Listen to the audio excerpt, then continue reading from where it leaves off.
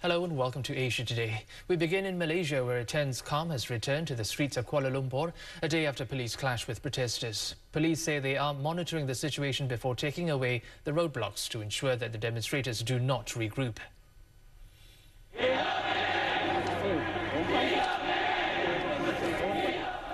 Saturday's rally, dubbed Bersih 2.0, was Malaysia's biggest street protest in 4 years. And like the Bersih rally in 2007, the demonstrators were calling for electoral reforms.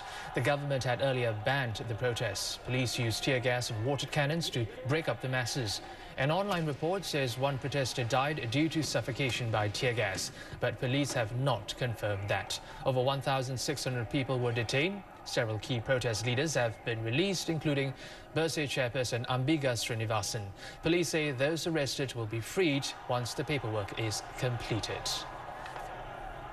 Malaysian Prime Minister Najib Razak has praised the security officials. He said that their quick response prevented the protests from escalating into more serious violence. He labelled the demonstrations by Bersih as a tactic to gain publicity.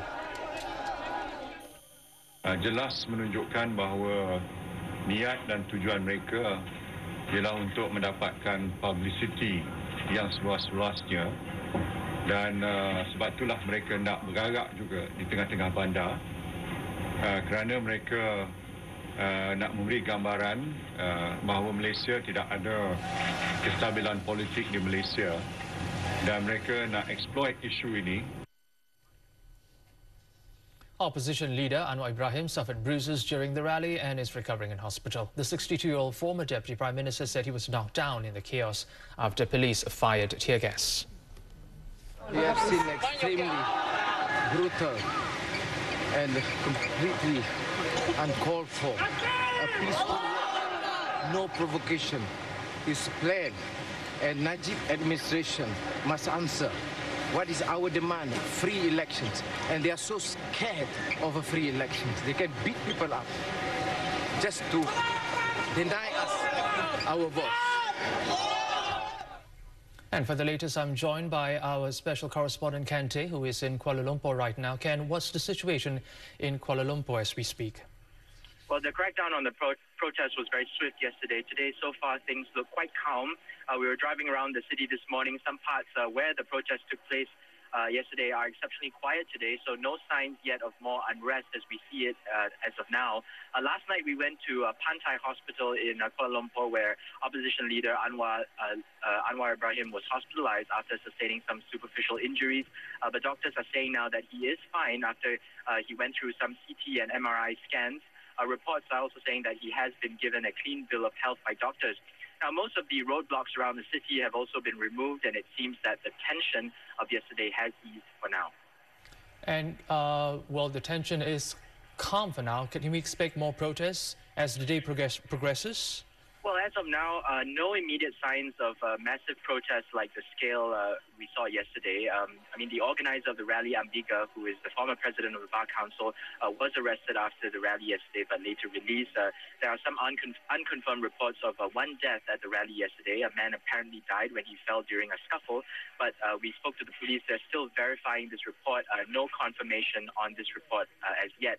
But if it's true, it's quite certain that the opposition will capitalize on this, and that could be more reactions today. All right, so 1,600 people were arrested, and we do know that the Bersih chairman person has been freed. Besides Ms. Ambiga, how many of them have been freed, do you know, and how many are still in custody? Well, we went to the main police station last night where most of the people who were arrested were detained.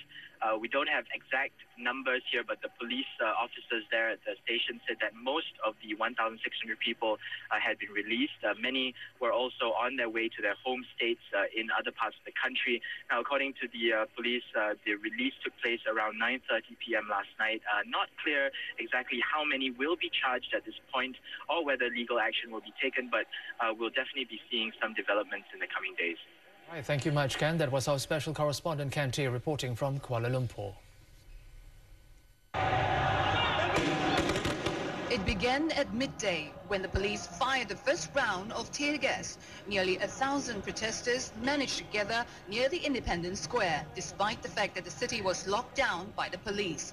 They had attempted to march to the historical stadium Merdeka, despite not getting a permit. We are fighting for a fair election. We hope Malaysia will be a truly democratic country. That's why we're marching today for freedom and justice and rule of law.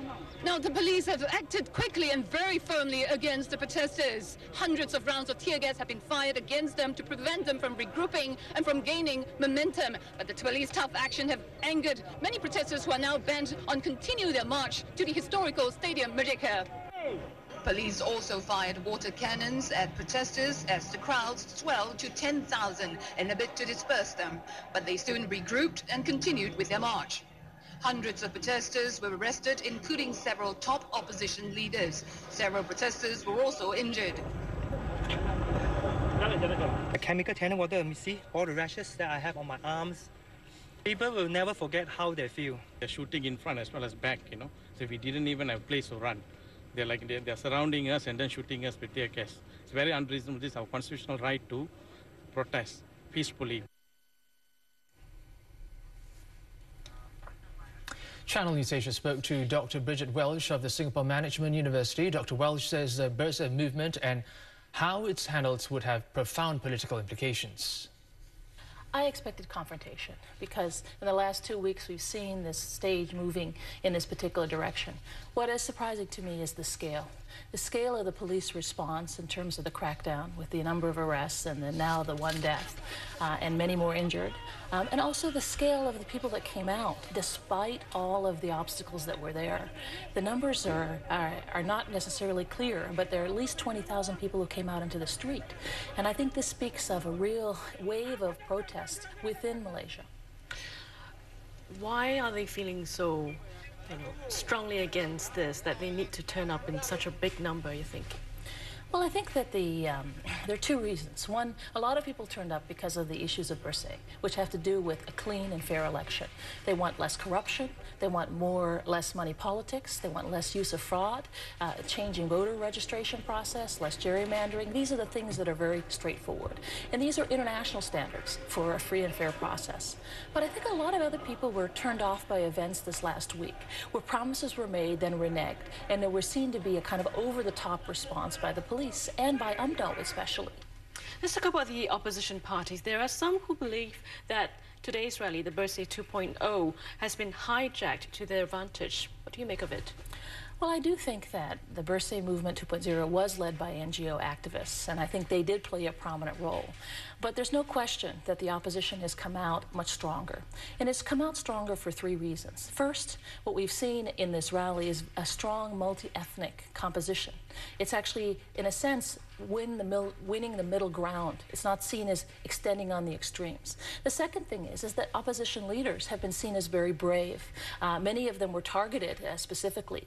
For example, the past leader Matsabu was chased on a motorcycle, and he's injured in his knee as a product of having to deal with the police kind of attack. So I think this actually allows the new leadership and the younger leadership in opposition to actually be showcased. And the final thing that I think is very important is that this is a pivotal moment. It's a day in history for Malaysia, where a younger generation have become activized.